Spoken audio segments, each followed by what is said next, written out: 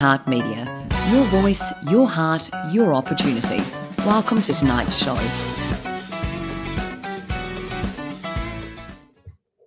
Well, hello everyone, and welcome to Community Heart Media radio show and 98.9 Northwest FM. Hi Mark, hi Julio, how's your week been? Been really good. Yeah, anything exciting? Anything different, Julio? No, this week has been one of those weeks where I'm just catching up on resting and managing myself. That's basically my whole weekend. So it's been one of those things, and spending time with the kids and catching up with people. So Well, that's good. Resting is it's always important. Mark, how's your week been? My week's been very good, thanks, Cal. It's good to be here on 98.9 Northwest FM. The internet's no good again, but we'll try and see what we can do with that. But I'll be in and out a bit like the internet is. Wow, this is true. Well, my week has been, very busy, very full on, adapting to a new job 6 weeks in and learning the role of myself and why someone's on leave. So I'm learning a lot. But we have got a show in store for you tonight. We have got Amy. I'm going to introduce Amy in a second to get her to introduce herself. And then later on the show, we have got someone speaking about the World Pachata Festival coming up in Melbourne and some events leading up to that. So really exciting show. Thank you everyone for listening and joining us this evening. Amy, welcome. Thank you so much for joining us on the show this evening.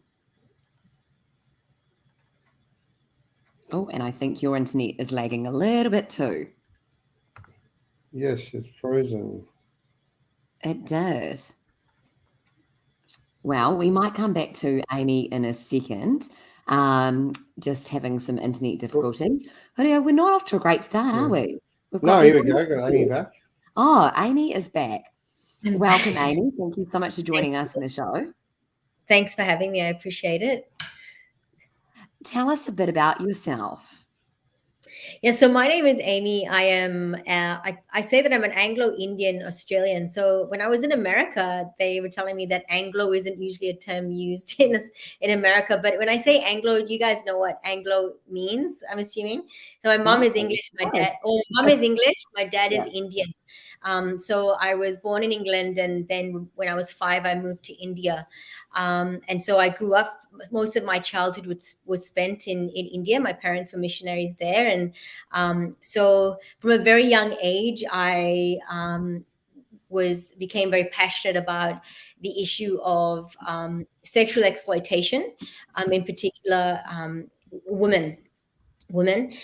So yeah, I don't know how much you want me to share about that, but that's a snippet about me. So from a very young age, I've just had this passion to be a voice and an advocate for women in particular. Wow, I mean that's a huge intro and a lot to unpack. So how long have you been in Australia for, and what brought you over to Australia, Amy? Yes, so my parents, as I was saying, my parents are missionaries, and when my brother was finishing school a long time ago, so 1995, he was finishing school, and so my parents felt like it was the time for them to move from India we moved to Australia. So Australia opened up as an opportunity. So for most of my life has been in Australia now, but obviously a huge part of me is that Indian sort of heritage, having been there from young, growing up there as a child. Yeah. Mm-hmm. And when you say that your parents were missionaries, what sort of missionary work were they doing? Yeah, so my dad is a doctor. My parents actually, so it's a really nice story. They met on what's called the Logos, which was the Logos 1 Operation Mobilization, OM. They were part of most people know OM. So my mom was the ship's nurse, my dad was the ship's doctor, and that's where they met. Cute. Yeah, it's a nice story. It's not romantic. I don't know if it was that romantic in reality. So they were on the ship together, and then they were serving there as missionaries, and then they ended up getting married, and they were in England. My dad was doing his psychiatric specialization in the UK, and then they felt the Lord called them to India. So my dad was doing medical work with an organization called Evangelical Medical Fellowship of India, EMFI, and we travel around, teaching young medical students. And then my mum was in charge of a Christian guest house. We lived in a hill station called Uti. So my mum managed that, a guest house there, and mainly for missionaries who would come, and they'd come. It was at a very cheap price for them, and so they were there doing that for 9 years. Yeah. Wow. And I am not surprised then, and you're going to explain more throughout this the show tonight what you do, because what an impact that would have had on you. And we've already got some guests that have welcoming you. So Chris would just like to say thank you. Hey peeps, go Amy, and wants you to share it all. So yeah, to any of our listeners and viewers to write any comments and questions they have for Amy. And for Steve joining us later on as well, please do. So, no wonder that must have had such a huge impact on you growing up there. What was one of the key things that you remember growing up that you're like, that's what I want to do when I'm older, so to speak? Yeah, I mean, to be honest, it was, as a young person, it wasn't easy to understand the call on my life. I grew up, I've always been what's called fiery and feisty. The nickname I was given by my family in India, it's a Malayali. So my dad's from a place called Kerala. So they speak in Malayalam. They used to call me Kantari, which is like a tiny red chili in India. So it's really small, but it's really like hot. Yeah. So I'm 5'0", so I'm tiny. And from very young, I've always had that sort of feistiness, and I think God has created that in me. And for a long time, I didn't, it was something that was kind of, I think sometimes what God has created in us can be something that we don't like, or we get people pointed out as a negative. And so it took me a while to embrace that side of me and to use that for what I'm doing.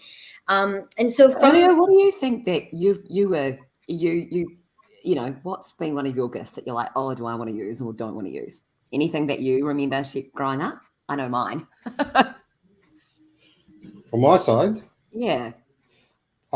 Gifts that I would have growing up, I basically was a good little soccer player when I was young.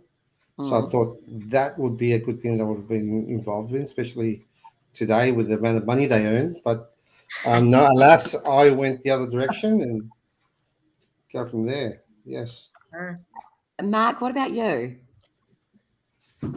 Well, I'm just really rapt to have Amy here because Amy and I met in Redden, California. So I wouldn't mind having a lot of money and traveling the world. And that's where I got to see Amy over there in the USA. It was really great and amazing. We're back here tonight on radio, which is really, really good. And Amy, you've just had an incredible life, and really looking forward to hearing your story about starting a charity. But yeah, just I suppose you lived, and I haven't been able to pick up all the story because it's sort of been patchy from my end with the internet. But I gather you went to America. How long did you stay in America for?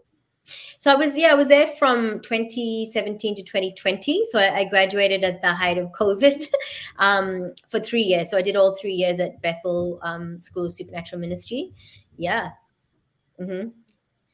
And look, I think that was a huge part of shaping, the call. We talk about, I think the thing is sometimes, like I was saying, we have, I feel like the Lord puts certain things in us, qualities and traits that can be pointed out as a negative, but I think it's what I loved about Bethel was it's your identity being formed and shaped, and then it's like the tools given to you to start to walk into who you're called to be. So a huge part of Bethel was that for me personally. Yeah. Mm-hmm. And it sounds like such an amazing... Just I suppose you're a singer. You're a singer as well, aren't you, Amy? I think I've heard you sing quite a few times. Yeah. So that is it. Yeah. So I sing in a group called the Melbourne Gospel Choir, which is a group here in Melbourne, obviously, and we do lots of we've had just an incredible opportunity to sing in many different places. So mainly the carols by candlelight, Channel 9 carols by candlelight. So cool. every year we get that opportunity to be able to, and we've gotten to know quite a few people, and we've had opportunities to actually be a light in those places, to people who have, never get to experience God or church. So there's some incredible stories. So that's a huge part of who I am as well. Just being able to sing and use that to meet incredible people.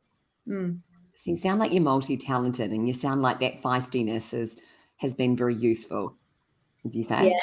Yeah, for sure. Yeah, I like I said, I think it was something that has been refined. As you get older, you kind of learn how to use it in a way that is effective. The desire to fight on people's behalf and advocate, something I think that has been deposited for sure.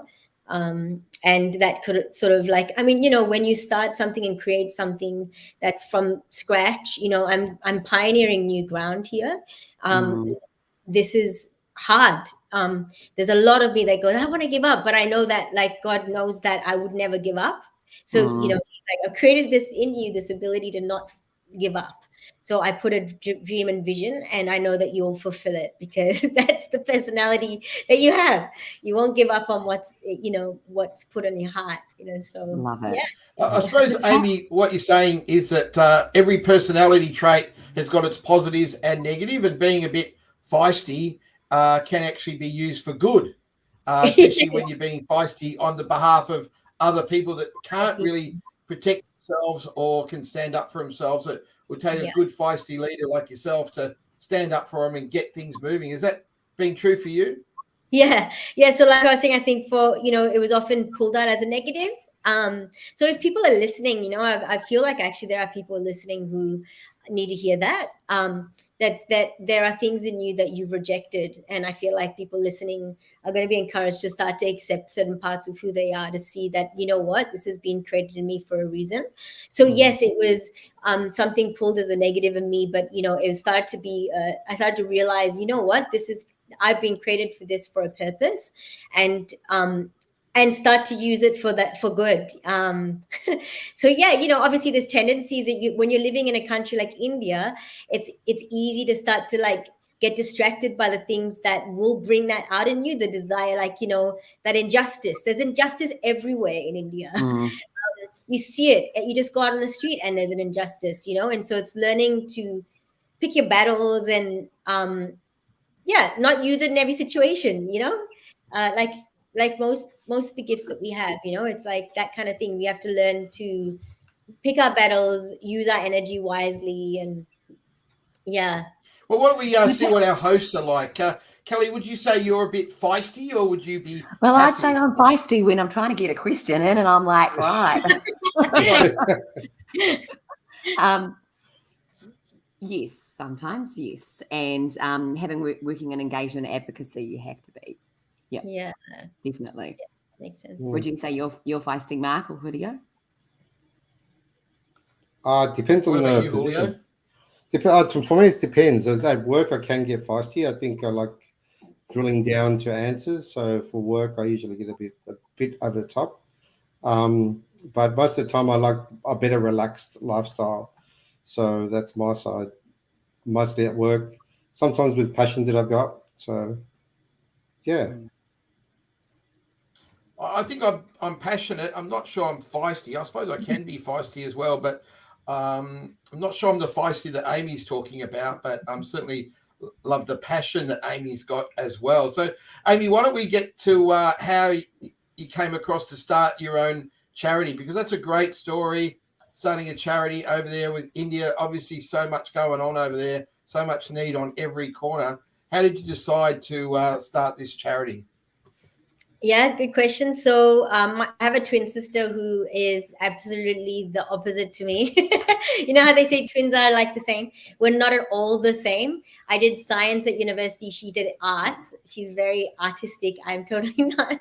So we are very different, but we have the same passion to fight on behalf of women and children. So we went to India on a holiday. We went back to India, and we went back where we grew up in Uti, and we met this girl that had been trafficked. She was 15 when she was sold into a brothel in Mumbai in India, and she was there for a few years. And she was rescued out by an organization called Freedom Firm. And when we met her, she was doing like rehabilitation. She was getting healing and being restored, you know. But she wanted to share with us. There was something about us that like really drew her to us, you know. And she wanted to sit down, and I believe that the Lord used that, because after that conversation, her story is so, it's graphic, it's heart-wrenching, but hearing her story moved us. You know, she was sold by her, but she had an arranged marriage at 15, and then she ran away from the marriage because she thought she was marrying someone that was the same religion as her, but turned out he wasn't. She ran back to her family. Her family said, you what you've done is worthy of death. You're no longer, we're disowning you. So she tried to jump into a well to commit suicide, and she ended up having a man come and approach her and say, look, I can save you, I can help you, I can find a place for you. He ended up selling her, deceiving her, and selling her into a brothel. So she was there for a few years. She fell pregnant, and they gave her rat poison to kill the baby. So she's there, and she's like, if there is a God, like, she tried to kill herself actually by setting herself alight. Didn't work. She couldn't, because God wanted her alive. And she said, if there's a God, save me. And not long after that, Freedom Firm had sent an undercover operative into the brothel, and just saw that she was a minor, and then they rescued her out.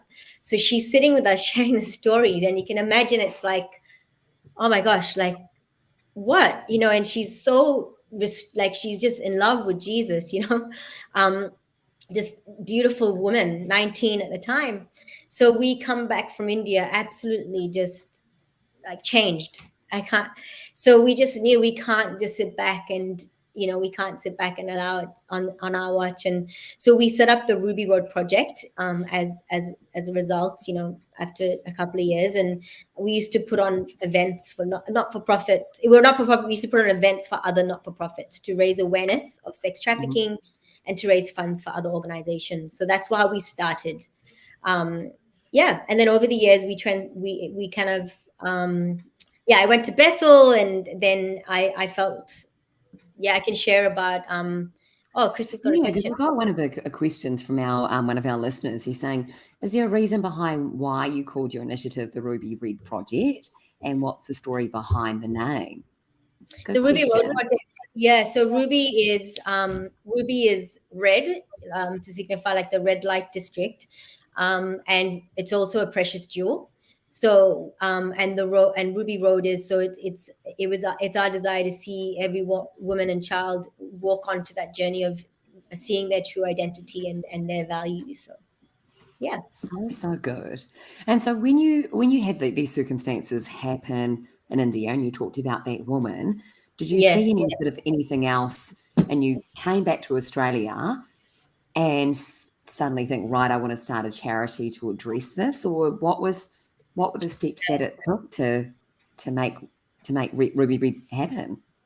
So Ruby, so to be honest, we didn't want to set up another charity. It's not something that we wanted to do, but we knew that. So basically, Lydia and I always never wanted to sort of reinvent the wheel. If something exists, there's no point in doing the same thing. But we saw that there was a need at that time to raise support for the smaller not-for-profits like Freedom Firm. None of you've probably heard of Freedom Firm, but they're one of the best organizations I've ever met. Like, what they've done and the lives they've changed is incredible, but they're not like World Vision. They're not well known. So that's what led us to create the Ruby Road project. But it was sort of in 2015 that or even leading up to that I started to become aware of India in particular, and it was like on my radar, you know, the issue of rape. And so it started with rape, you know, like I'd go on holiday, and then I'd hear stories like, you know, women are raped on the street here in Bangalore, this very cosmopolitan city. You know, you just go out on the street in the daylight, and women are getting raped. And I'm thinking, that was just like a shock to me. Yeah. Um, yeah, so that was, so then India was starting to become a very like in my face kind of like, oh, this is a big one. And then there was a big rape in 2012 called the Nirbhaya rape. I don't know if you are aware of that. It made the global headlines. So it was a girl in Delhi in North India who was um, just finished, graduated from medical school, early 20s, had gone to see a movie with a friend, like every young person, at 8:30 at night, leaves, gets on a bus that she thinks is an operating bus. It ends up being, there's 5 men on that bus who are drunk, who start to like get into a fight with her and her friend. And then they drag her to the back. I don't know how much I can share, but it basically, she ended up being brutally gang raped and brutalized, and she ended up dying from the wounds inflicted. And 2 weeks later, but her story just sparked this global outrage. The world started to take notice. Women in particular in India started to rise up and start to sort of stand up against the issue of, rape, gender-based violence. So that was what triggered for me this like, I started to look into it and go, this is a massive problem. And Wow. So Amy, you moved did you move then from being a fundraiser to actually getting involved personally yourself? Tell us what sort of background you had in your personal job. Obviously you went to college and you got some study behind you. Wondering what other skills you had to sort of come into this role, and what sort of role are you doing now with the charity? Yeah, so funny, basically I have no qualifications for what I'm doing, which is really interesting, because it's funny how God uses that. So yeah, I mean, I told you, I did my bachelor's in science, and so when I graduated, I graduated with my honors, and I was going to go into like a PhD or do vet science. And so from when I was really young, people would ask me, what do you want to do? And I'd say, I want to become a missionary vet, because all I knew was missionary, and I love dogs and animals. So I'd be like, missionary vet. I didn't know. That's not even a thing. Yeah. I realized as in my early 20s, okay, this is not, I can't be doing, I just can't do this in my, like, I want to do something purposeful, meaningful. And so I started working for Compassion, and I was there for many years, working for Compassion in Melbourne. And that was a great part of my journey too, seeing, because I've just got a heart for the exploited and the vulnerable. And yeah, so basically no skills in creating curriculum. But it's what makes it an even in miracle, because the curriculums I've created are God deposited, it's crazy. I actually have them here, but I'd have to go into another room to show you. But yeah, basically I haven't got skills in teaching. I mean, I've had experience with teaching over the years, but no official qualifications. Yeah. So, have you had any exposure to some of the other countries or other speakers or other people that, I don't want to say run similar charities, but I can think of two that jump out of my mind. One, A1 by Christine Kane in the States. And there's another smaller one a lot of people don't know about in New Zealand and across the Pacific. And because New Zealand has a very high poverty rate, it's one of the most expensive places in the OECD now. And so sex trafficking goes a lot under the radar. And so there's many sort of smaller charities that are trying to address that. Yeah. Did you sort of look into, other sort of areas as well? Yeah. Oh, yeah. So Kelly, I think, so just to clarify though, just for those listening, that may be a little bit, it is a bit of a confusing story. So we started on the whole area of sex trafficking, but then I started to turn my focus on to rape and gender-based violence, in particular in India. So I started to research that issue. I looked into the root causes of rape, and so if you want, I can go into that, like, just so people listening can know what kind of stats there are in India. Yeah, absolutely. Yeah. Yes. Just before we do that, just want to clarify. I'm just a bit confused about what you actually do, because what's these courses like? Are you helping victims of rape, or are you training people? It sounds like there's a bit of training going on as well. Just maybe give us a better idea of what you do and what your program actually offers. Yeah. So what we're doing is the main thing that I'm focusing on at the moment is prevention through education. So it's curriculums that I've created for children in India. So basically, changing the mindsets of young children, shaping them from young, so that the next generation, we see a reduction in violence against women, rape and acid attacks and things like that. So basically, that's what it is. It's curriculums that have been trialed. We've now trialed them with 200 children, and we've seen some incredible results last year. Some changes in their behavior, changes in their mindsets. We saw some incredible things. So I can talk about that a bit later, but that's basically what we're doing now currently. Yep. And what were you doing previously, or sort of what's your focus long term, I guess, in terms of? Yeah. So long term. So let me just step back a little bit. So basically, the seeing the documentary called India's Daughter, which if anyone wants to watch it, it's on Amazon Prime, talks about that rape case. So seeing that, I started to become very stirred up about this issue, and it was almost like the Lord reignited this fire within me. Like from a very young age, I knew that when I was 12 in India, someone gave me a book about a woman who was raped by her brothers. She was a princess in Saudi Arabia.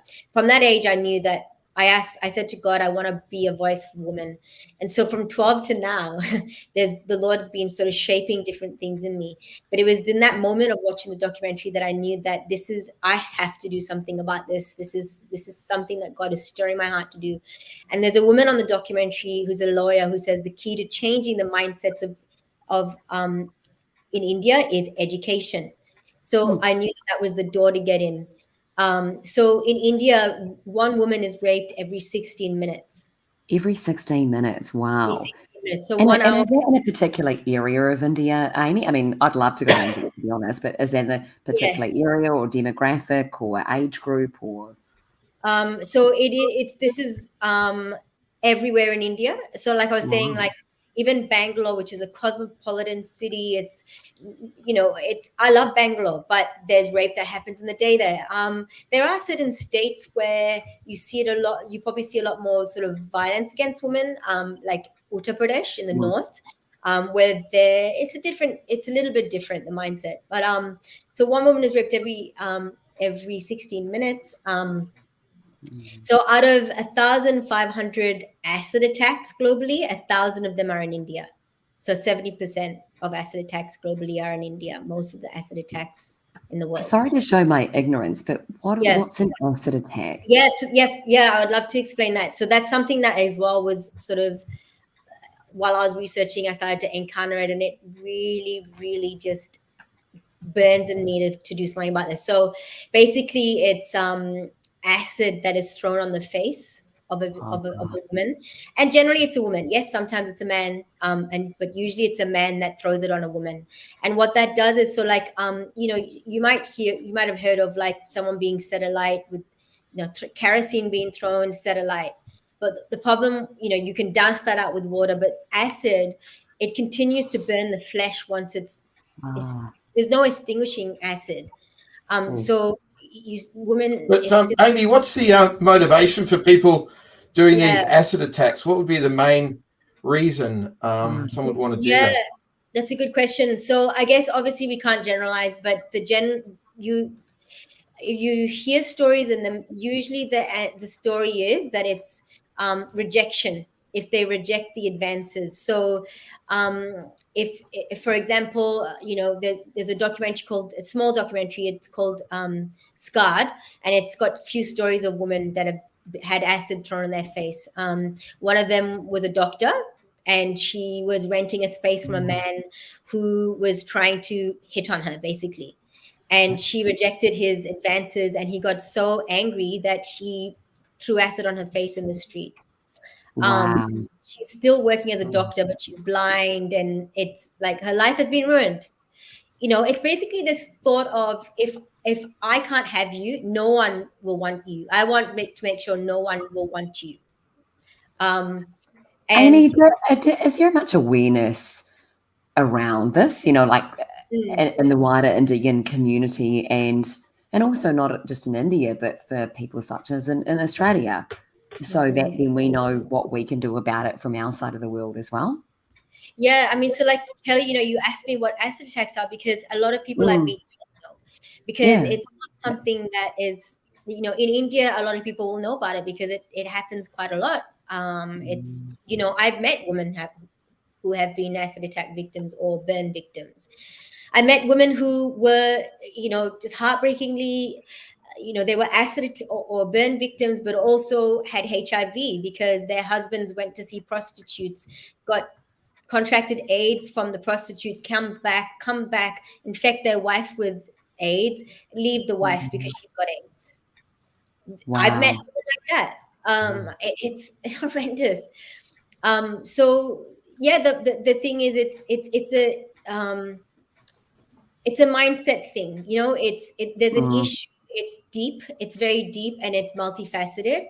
And so, yes, there's been work to criminalize it, to increase the penalty, to the legal aspects of it. So, fast tracking rape cases, because historically, when a woman is raped, the man is let out on bail, and then he goes back to the perpetrator goes back to the woman and either kills her or kills her family. So basically, she's a witness to the crime.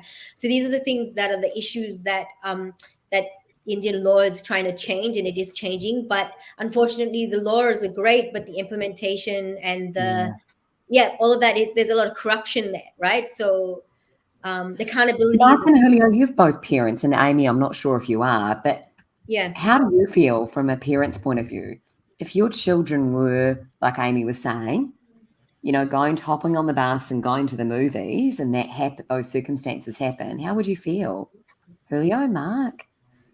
Well, for me, it's a horrific situation where a culture has evolved to a stage where they demoralize females or any gender. Really, it's a strange situation, and to me, yes, would be a hard thing to deal with as a parent, especially in Australia or even in South America where I grew up. It's just hard to deal with that sort of stuff. So, but I'm glad that there's people like Amy actually trying to change and make a difference to these cultures, and the cultural awareness needs to be sort of moved forward.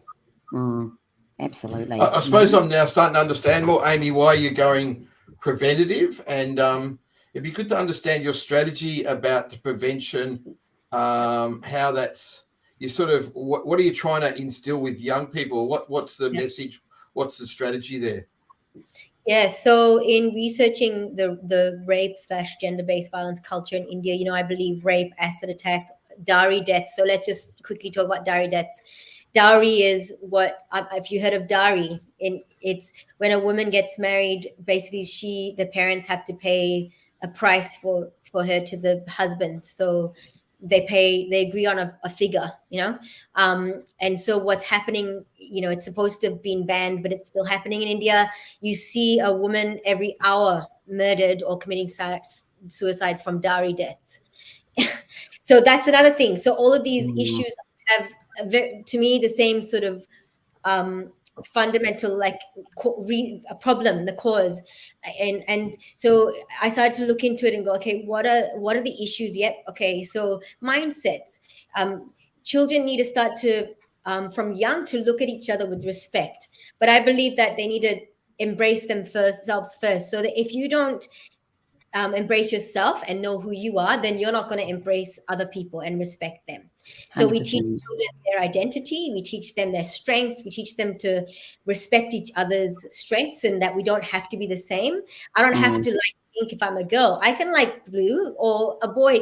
We start to shift the gender norms a bit. We teach children the very important thing, which is understanding and managing their emotions. So a huge part of it, this violence, is not being able to manage their aggression.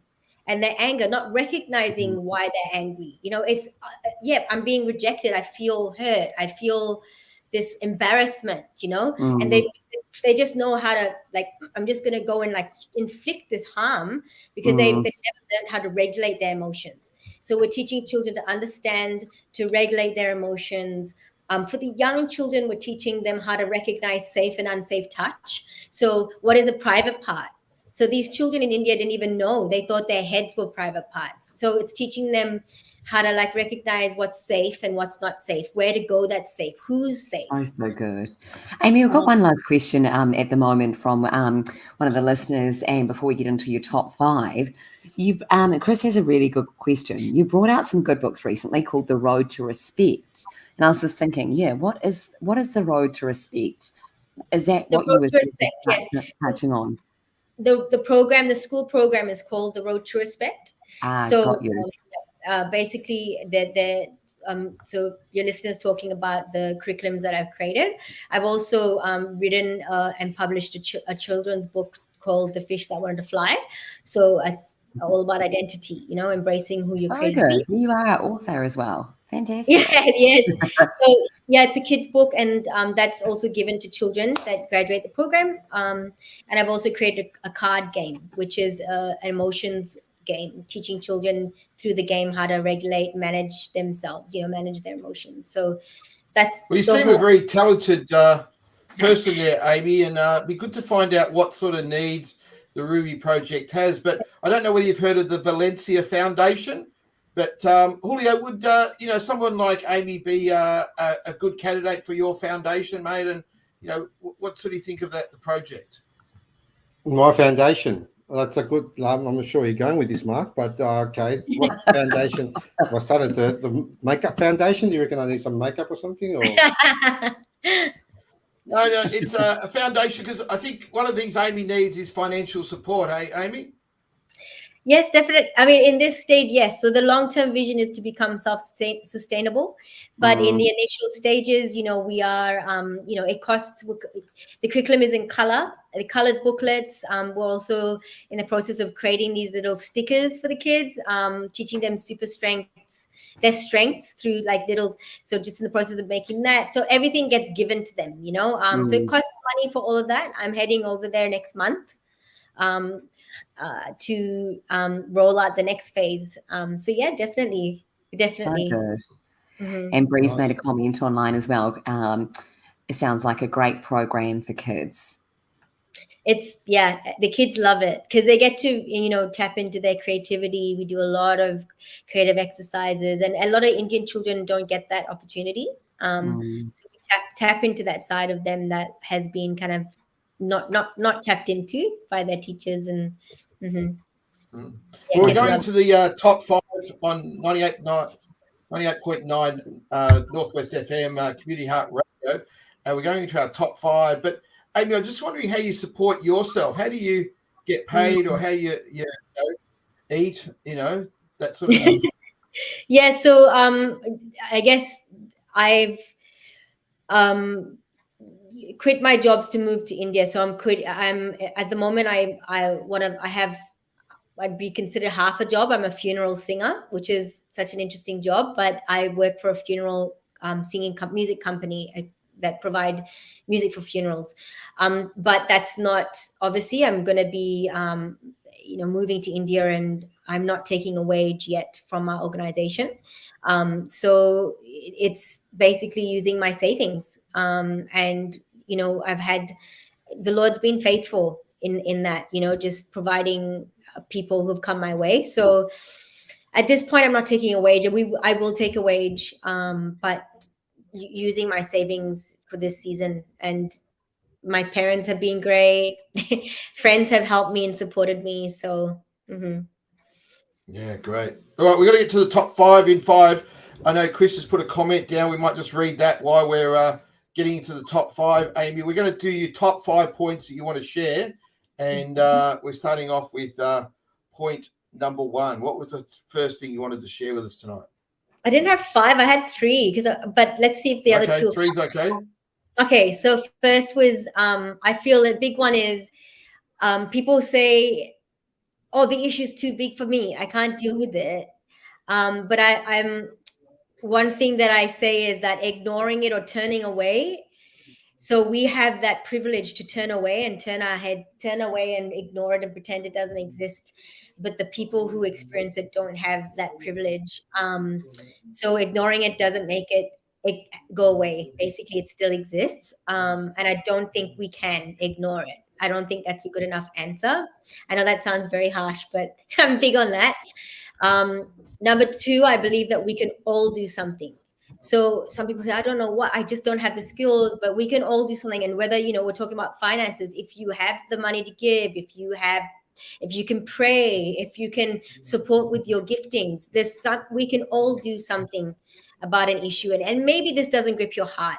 That's okay. But we've got to do something. It's our responsibility to make this world a better place, And number three is, I believe this is so important. I believe that every single life matters. I believe, like, Iris Global is so good. Heidi Baker talks about stopping for the one. And that's something that I'm big on. It's like, God loves that one person, that little beggar on the street in India. He cares so much for that one child. And if this is going to cause one child, if this program will stop one child from raping someone or abusing someone, I've done it. It's successful, So yeah, that one life is what matters. Wow, fantastic! That's great. That's a great top three. Fantastic. And Kelly, while Julio's just finishing off writing those top three, we've got this question from Chris. So Chris has said, as a musician and talented singer, have you ever thought about writing some songs based around Ruby Rogue? Very good question, Chris. Very good question. Very creative. Yeah, maybe, Chris. Maybe I think it's just I don't have a lot of energy to invest in writing songs right now. I'm still refining curriculums. I'm doing teachers. I'm also creating a teacher's curriculum too for teachers and parent sessions. So I've got a lot of energy invested into the curriculums right now. Maybe one day though, children's songs, maybe. I don't know. I have written a song that I never released publicly, which was about that. A girl that had been trafficked, and the key of the tagline is, I can't turn the picture over and pretend I never saw, basically. So it's the same sort of thing like I was saying to you. Yeah. Well, I tell you what, Amy, I've got a lot of friends from India, and I'm going to be sending this clip after the show to them to be saying, please watch this and to be spreading this word, because I think that's a role that we can play working in radio, is to allow people to share their story and their voices to be heard. So that's one thing I can guarantee you I will be doing after this show. Yeah, they can connect. Okay, guys, we've got another guest coming on tonight. Coming joining us in a couple of minutes. But Julio, before that guest come in, let's round up the top three. Okay, number one. Ignore a problem does not make it go away. Mm-hmm. Number two, we can all do something. Use your gifts. And number three, every little life matters. Yeah, I like them, Amy. I think that could be used for any cause, any issue going on around the world, but especially your one that you've seen. And you're actually going to move back to India. And Paul's put a little comment in here. When you hear these stories, what do you do personally? Look after yourself and make sure you don't allow them to impact on you too deeply and impact your own life. Good question, Paul. Question. Yeah, look, to be honest, I feel like there's a grace on me for this. Like a lot of people, these stories are heavy, but I feel like there's a grace for me in that as much as it impacts me, I always turn it around into an action. So I don't allow it to overwhelm me. I allow that sort of initial, like, oh my gosh, to like fuel me. It's like fuel for that purpose, I allow that to inspire me to when I have days of, I can't do this, God. Like I can't do this. I remember my this is firing my jets right now. I'm getting so yeah. It empowers you, allows you to use that feistiness of yours, does it? That's it. It's like it's what it doesn't. It literally just ignites that, like, this Mm. is, I can't allow this. So yeah, I don't know if that answered the question, but it it doesn't wear me down, it fires me up. It does the opposite. Up. So Mm. Love it.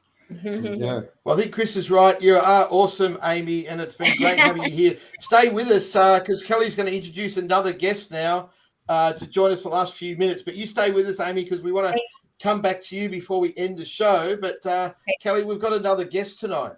We do. And Julio, if you can let him into the studio.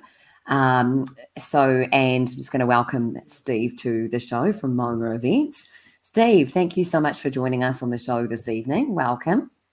Thank you, and welcome to yourselves and to all our listeners and viewers. So tell us a bit about what you have come to speak on the show this evening. And because I know it's actually ties in quite nicely because it's about health and well-being. And for those who do have work in charities or jobs like Amy, you need these kind of things to balance yourself out. Yes, certainly. So I guess firstly, I'm an events organiser, so I'm fairly new to the game, but we're developing a bit of a concept and have got an event coming up this Sunday called Move and Groove, which is a Zumba event. And what that's for is, our approach with that is really to look at, getting people out and moving on the dark and cold days of winter and getting people out and enjoying movement, having some fun, and getting healthy. I love it. Well, I'm a number one Zumba fan, and one of the guests on that flyer we actually had on our show earlier this year when she was over in Ukraine. And she's a phenomenal dancer and speaker from the Ukrainian community. Mark, are you going to join us for Zumba on Sunday? I might join it. Good old Zumba. I don't know. It depends what whether I could convince Amy to come because we want to support her big charity as well. There'll be a lot of people there. We might take a collection up. Is this supporting charities at all, Steve? This one is it is a commercial event, but we're starting off this in the Melbourne area to try and get I guess some more healthy approach into people's lives in winter. Our core focus is primarily around Latin dance, and hence the flow into Zumba. So we've recently just had the World Bachata Festival in Ivanhoe. That was a sensational event, and it's one of the things you might not know about Melbourne is that in terms of the social dancing scene for bachata, every single night, if you want to go out and do bachata in Melbourne, there's someone that's running a bachata session. So it's a great community. Everyone loves it. They enjoy it. One of the things that really attracted me to it was just looking at people as they danced, just the joy that they had when they dance, and it is amazing to watch. Even better to dance. I'm not so good at it, but I'll get there. Oh, love it. Absolutely love it. And I agree. And when a friend and I were there on Saturday the evening, we thought, wow, a World Bachata Festival, so many different cultures, different dances. And a lot of people didn't know that this is something that Melbourne hosts and is looking to host further as well. Is that right, Steve? Yeah, certainly. It was the first World Bachata Festival in Melbourne. We've got it's been running for around about the last 10 or 11 years in KL in Malaysia. So this is the first year it's been brought to Melbourne. It was an amazing event, and we're going to make it an annual event within Melbourne as well. So it's something to really keep us going there. It is truly a world event as well. We had over 9 countries represented at the festival. We had I think there was about 7 international artists that were performing with us, and I guess that this is just the start. It's going to happen every year in Melbourne. We've got another one in Sri Lanka in March. Of course, there's the KL festival as well, running in November this year, March next year in Sri Lanka, then back again in Melbourne in June, and then we're doing some work on a World Salsa festival as well, which will come in around about September next year. So it's a busy exercise. And I know we've got a number of viewers and listeners watching from KL and Malaysia tonight, so just want to thank everyone for joining us. Steve, talk to us a bit about these events, because like you sort of touched on, now we're bringing this to Melbourne Pachata, but talk to us about if someone takes part in this event on Sunday or any of these, the goodness that it brings to people's lives and just the impact it can make. Yeah, I've seen, as I said, I haven't been in the dance scene for very long. My business partner Lydia has been in it for over 25 years. She's got a huge amount of experience there. And I guess just back personally of how I've seen, I've been along to meeting a lot of the schools within Melbourne and trying to understand their needs and seeing how we can actually meet the needs for performing and workshops and such at the festival. That's been a great experience, but actually seeing people dancing out on the floor, and you just see people, they come in from all walks of life, all ages, and they just love it. You can see that sort of joy just really come out as they're moving. And Steve, what about people like me that aren't the best dancer in the world? Are we? Is it going to be simple enough for us to pick up? You're a great dancer, Mark. I'm right with you. And yes, you can. It ranges from all levels of dancing going through. And I do really love watching salsa dancing. If you've ever seen that done really well, it's great to watch.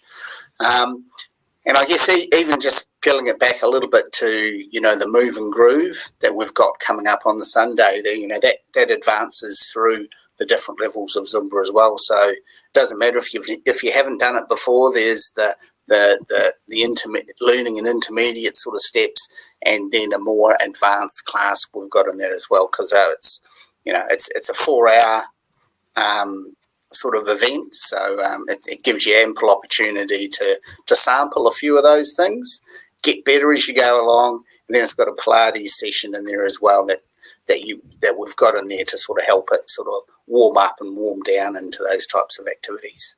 Amy, what do you think about this dancing? Is this something that you would do, or Pilates, to when you've had one of those days you need to sweat it out, decompress, stretch it out, something that you do? Pilates, yeah, I love Pilates. Yeah, I've never done Zumba though, but I love dancing. I feel like I absolutely love dancing. I'm just not great at it, like Mark said. It's not my strength, so it's great though. That's great. I still think you'd be better than me, Amy, at dancing, but so do we have someone do we have to do it with a partner, Chris or Steve, or do we do it by ourselves, or how is it? It's ideal to dance with a partner, yes, but there are some of the Latin dances that you don't particularly need to. You can just freestyle it a little bit and enjoy it. Salsa, certainly you can do that. Some of the Dominican dances as well you can do, but yeah, it's just you just enjoy it. Well, Zumba, you definitely don't need a partner. I can definitely say that. And if you're wanting to get to at least 20,000 steps, just do a class or two and you will quickly get there. It is a very, very good workout.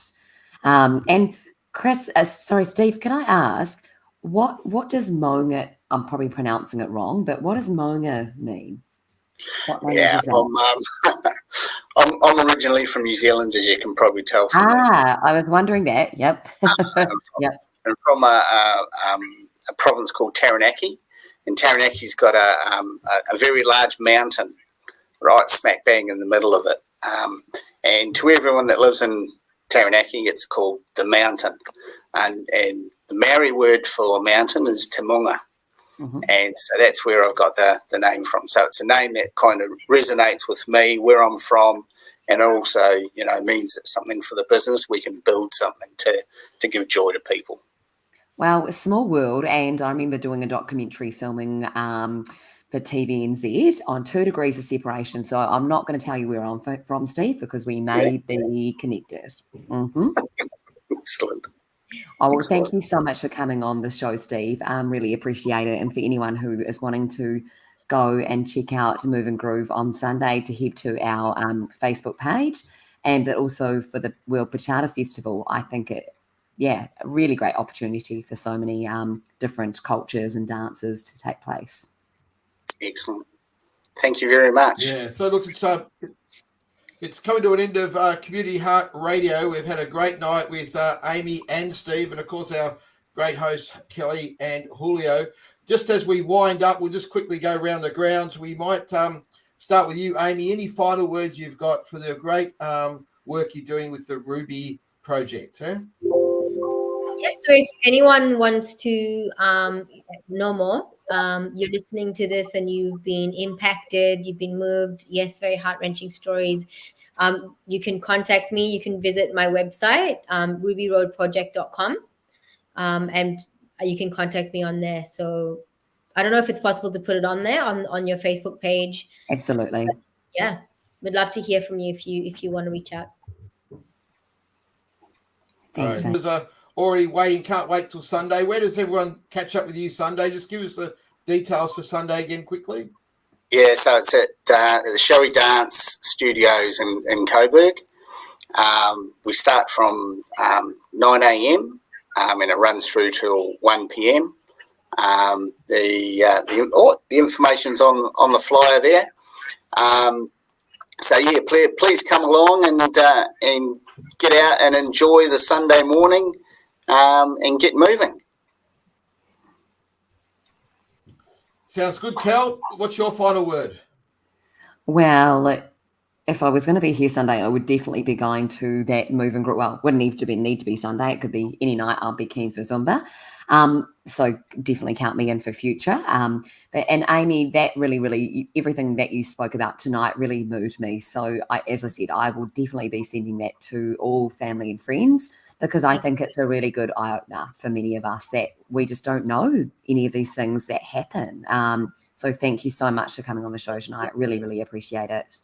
Thank you. What an honor. Thank you. Appreciate it. Great stuff, Amy. Thanks very much for joining us. Thanks for listening, everybody. We'll see you next week. It's Community Heart Media, 98.9 Northwest FM, signing off. And until next week, have a great rest of the week. Don't forget to support Amy with the Ruby project there, and get your dancing shoes on and catch up with Steve on Sunday. So till next week, we're off.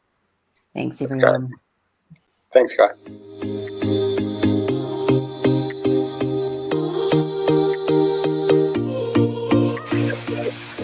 Thank you for joining us this evening.